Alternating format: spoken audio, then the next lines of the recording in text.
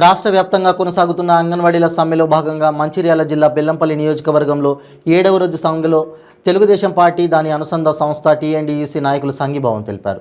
ఈ సందర్భంగా నాయకులు మణిరామ్ సింగ్ మాట్లాడుతూ అంగన్వాడీలు కోరుతున్న డిమాండ్లు న్యాయపరమైనవి అని, కనీస వేతనం, ప్రమాద బీమా తదితర అంశాలపై సమ్మె చేస్తున్న వారి న్యాయమైన సమస్యలు తీర్చాలని, ప్రభుత్వానికి అన్ని విధాలుగా సహాయపడుతున్న అంగన్వాడీలు రోడ్డు మీదకు రావడం సిగ్గుచేటన్నారు. కేసీఆర్ ప్రభుత్వం వారి న్యాయపరమైన సమస్యలు తీర్చాలని డిమాండ్ చేశారు. వారి సమస్యలను తెలిపి వినతి పత్రం ఇవ్వడం కోసం స్థానిక ఎమ్మెల్యే దుర్గం చిన్నయ్య వద్దకు వెళ్తే వేరే పార్టీ వారితో వస్తే మీకు న్యాయం జరగదని బయటికి వెళ్ళండి అని అన్నాడని అంగన్వాడీలు తెలిపారు.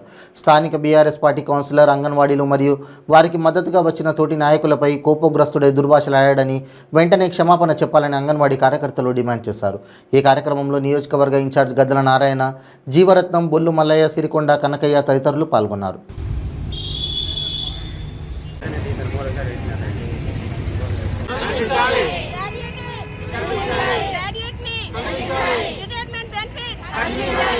రాష్ట్ర వ్యాప్తంగా 71,000 మంది అంగన్వాడీ ఆయాలు, టీచర్లు మరి సమ్మె చేస్తూ ఉంటే ఇప్పటి వరకు కూడా కేంద్ర ప్రభుత్వం కానివ్వండి, రాష్ట్ర ప్రభుత్వం కానివ్వండి, ఇప్పటి వరకు కూడా వారు స్పందించడం అనేది లేదు.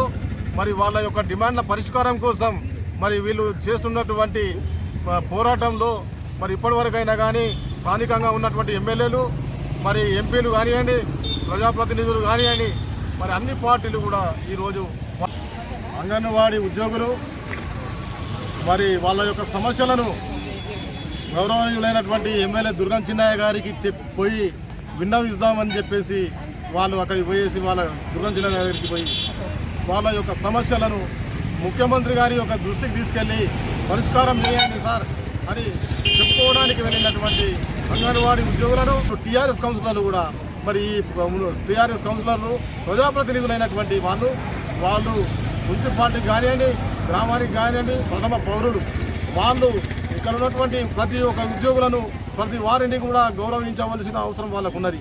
కాకపోతే ఈరోజు అంగన్వాడీ ఆయలను, మరి టీచర్లను, ఆ ఉద్యోగులందరినీ కూడా కించపరిచేలాగా ఎవరైతే టీఆర్ఎస్ కౌన్సిలర్ ఈరోజు మాట్లాడడం జరిగింది.